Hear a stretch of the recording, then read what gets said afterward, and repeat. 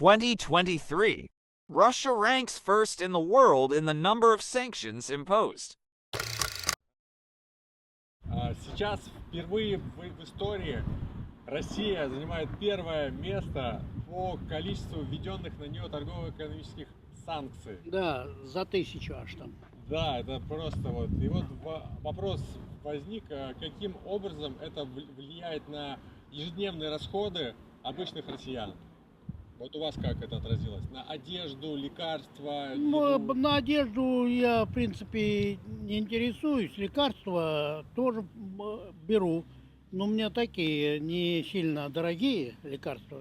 Цен нет, даже некоторые снизились. Это российского производства? Да. Российского производства снизились. Лекарства стали намного доступнее и дешевле. Хлеб, правда, да, подорожал. Но в принципе нет никаких сбоев, ничего. Мясной продукции тоже очень много, но цены кусаются. Уже все, так что приходится выбирать. То есть как-то изменились, да, цены? Да, повысились, конечно. Тут уж никуда не денешься. Ты будешь видеть, какие санкции. Ну, зато сельское хозяйство у нас молодцы. Как говорится, накормили, напоили. Самое главное, что для народа? Чтобы был сытый, обутый, одетый. Бюджетом. В 2 раза они увеличились, как минимум. Ну, на еду, да, в том числе? В том числе, да. Не знаю, в 2 раза. Раньше ходили 2000, сейчас идешь 5, то же самое в пакете. Абсолютно. Лекарства, одежда, может быть, поэтому. Ну, мы как бы... Да, лекарства мы пока так активно не пользуемся. Ну, Одежда? ну, по одежде, вот, не знаю, вроде как... Да, по одежде вроде как еще так более-менее приемлемо. Ну, особо в дорогие супермаркеты не ходим же, так. А вот с едой-то, скажем, даже вот сейчас кое-какие сделали вместо покупки из вещей. В общем-то, зашли в ту же ленту. В общем, лента сразу перекрыла нам те покупки 4 вещей, которые по вещам, как говорится.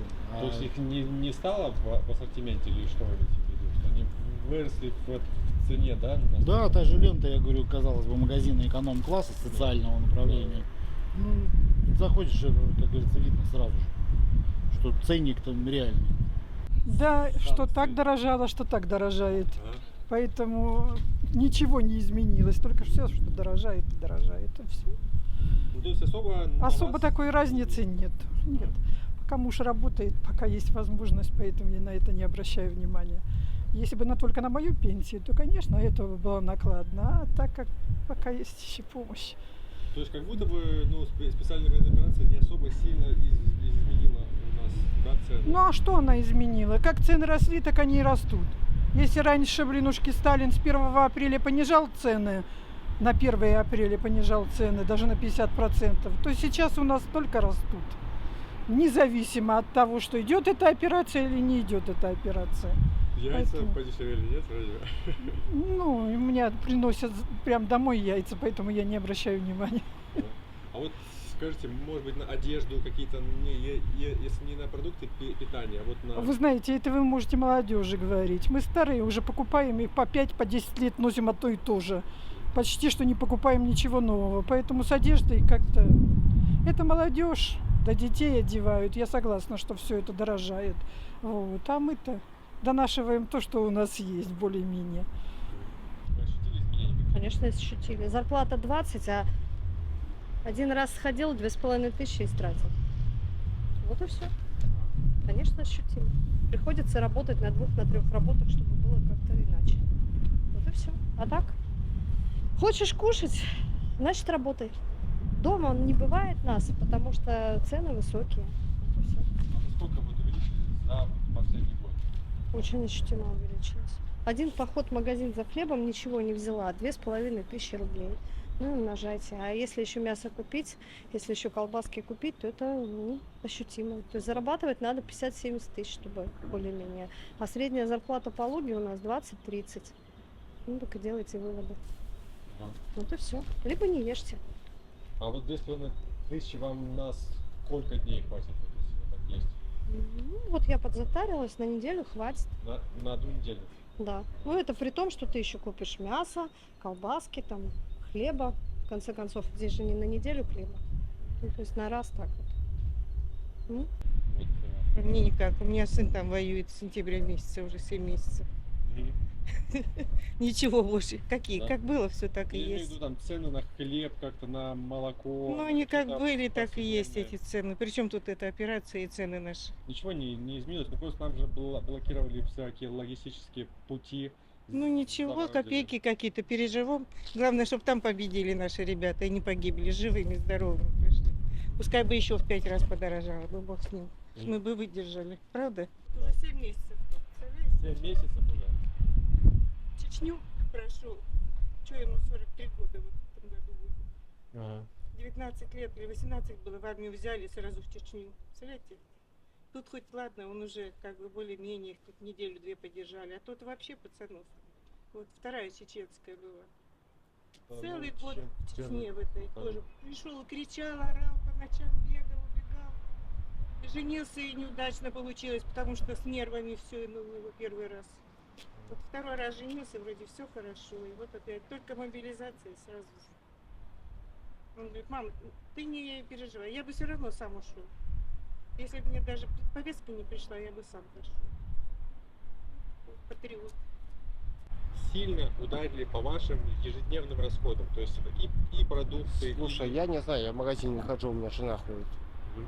Я тебе толком сказать не могу. ну, на алкоголь. На алкоголь, Да, изменились цены. да фиг знает, не знаю. Вроде такие же остались. Алкоголь еще остается. Ну, я не пью. Чуть-чуть, редко, вообще-то практически не пью совсем. Так что здоровье берегу. Возраст. Мне уже скоро 80 будет. Ну, активный образ жизни веду. Вот сейчас еду на дачу.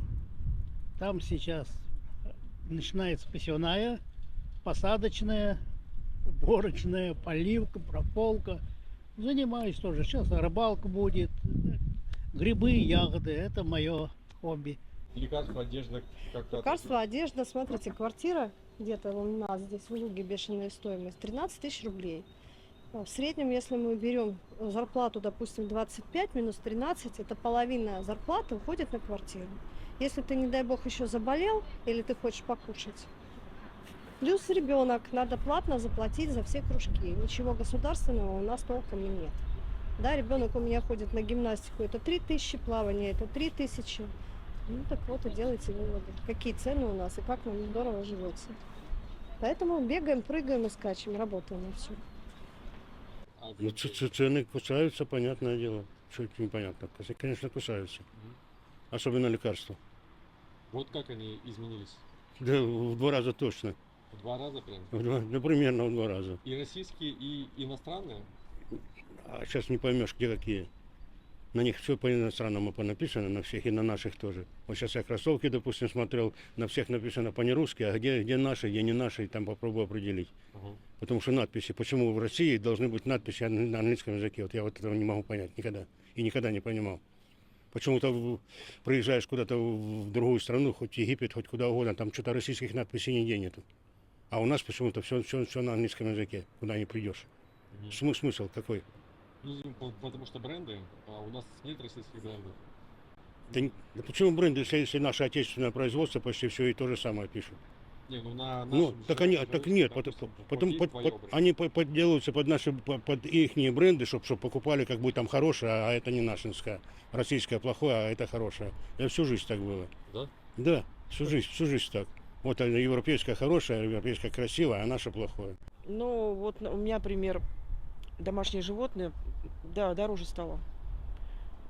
Чисто так вот, не знаю, я не чувствую. А вот у животных корм подорожал. Очень плохо, потому что другой раз себе не купишь, а им надо.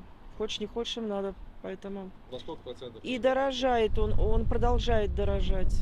Все еще продолжает. Да, он все дороже и дороже. Вот это очень плохо. Мне это не нравится. И не хочется своих животных кормить каким-то низкосортным таким кормом, а хочется что-то вкусненького им, полезного. У меня животные пожилые, уже старые, и чем-то плохим не хочется, а это все дорого. Ну, что делать? А Ну, по части остального, вот, допустим, одежда, лекарства, вот какие-то, может быть, Нет, в общем-то, можно все купить. Ассортимент очень большой. Сейчас можно купить абсолютно все, что хочешь для себя. И дешевле можно найти, и скидок всегда очень много. Это ерунда все. Сами-то люди могут приспособиться к чему угодно. Магазина не хочешь здесь, поехал на какую-нибудь там базу. Да, ну. Так и насколько изменилось по вашему бюджету, куда ли эти торгово-экономические санкции? Вот изменилось? Меня никак. Не ощутили, да? Мне до лампочки. Нет, мы просто живем по-разному. Разные люди живут по-разному. Такие же точно люди, такие же наши, допустим, наши не только знакомые, но и родственники. Получают такую же пенсию, как мы. Я с женой живу вдвоем, и мы получаем пенсию где-то, сейчас вот на данный момент уже повысилась пенсия, где-то по 25 тысяч получается. Примерно так. Ну, меньше немножко, 23 там получается. И нам за глаза и за уши хватает одной пенсии. Одной пенсии на двоих, да. За глаза и за уши хватает, а одна пенсия остается на накопление на наши. А кое-кому не хватает этих двух пенсий, не хватает вообще никак. Потому что они с перебором живут. Им хочется все. Соседка у нас живет, она постоянно кредиты почему-то берет. Ей все мало, и чего там, чего ей мало, непонятно. А какие у вас обычно? И коньячка хочется иногда выпить, или еще что-то, а коньячок дорогой, водочка дорогая, не надо пить. Все. Тем более с пенсии. Ну вот это с этого идет. Так же точно одеваться. Если можно перетерпеть, значит можно носить до упора. А не просто так вот надел 2 раза и выбросил. Сейчас дороже стало, конечно. Сейчас кроссовки несчастные уже около 3000 покупать надо только, потому что за 2000 уже получается гадость, которая долго не хватает. Вот я купил, допустим, они у меня на второй сезон уже разлезлись ко второму сезону. Вот уже и получается. А они стоят около 3000. Так что все, бюджет это бюджет. Все надо. А так, в принципе, нам хватает. Если нормально жить, то пенсионерам хватает и более. Так что не надо жаловаться ни на что. Не знаю, вот, например, что там, если вот люди страдают, тут они бананы эти по 90 рублей, там по 100 стали. Ну и что? Ну и по 100 рублей. Мне кажется, что была смешная цена 50 рублей. Они должны стоить нормально. Это нормальная цена. Ты поди-ка эти бананы вон откуда привези. Конечно, что-то, ну, не знаю, мне кажется, просто есть надо меньше. Вот лучше. Нормально, жить можно. Ну вот, что касается лекарства, да, ну лекарства немножко подорожали, да. Лекарства подорожали, это я почувствовал. У меня дорогие лекарства, все импортные все. Все импортные. Вот, да, ну Румыния, Швейцария, Индия, там, то еще из Франции там делают где-то. То есть это да, это подорожало. Ну, в общем, покупаем, а что делать? От этого не умрем. Вот. Потихоньку. То есть на одежду и еду особо ничего не... Особо сильно цены не поднялись, нет. Я так не заметил этого. Вот сейчас пойду на рынок помидоров покупать. То же самое, значит, там, как были они из года в год по весне, там, по 200 рублей свежие, так они сейчас такие там, ну, по 250, может быть, будут. Затраты увеличились у них там все эти, у нашего сельского хозяйства. Дороже станет чуть-чуть. Все равно возьмем. Благодарю вас. Русски никуда не денутся и не пропадут. Из голода не умрут никогда. Я думаю, нас не сломить. Ни одной из западных санкций Россия никогда не сломит. Не то пережили. Я же помню 90-е годы. Это же ужас, что творилось. Когда были окорочка от Буша. Понимаешь, ничего уже не было. Кругом разруха была. Город-то какой преобразился. Естественно, бежать со страны не собираемся. Будем жить, будем работать и надеемся на лучшее. Вам всех благ. Пусть задавятся. Спасибо. Благодарю вас.